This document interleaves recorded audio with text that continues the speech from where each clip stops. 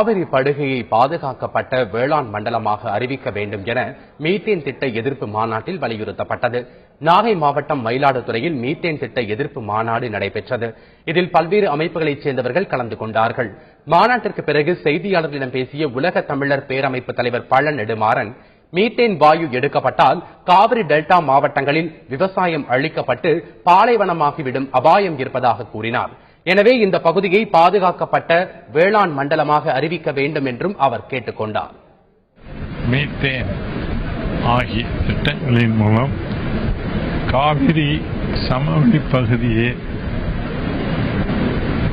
பாழ்பட்டு போகிற நிலைமையை கண்டிக்கும் வகையில்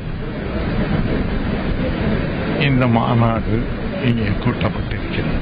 காவிரி படுகை பகுதியை பாதுகாப்பு மண்டலமாக, வேளாண்மை பாதுகாப்பு மண்டலமாக அறிவிக்க வேண்டும் என்பதுதான் இந்த மாநாட்டின் முக்கியமான கோரிக்கை.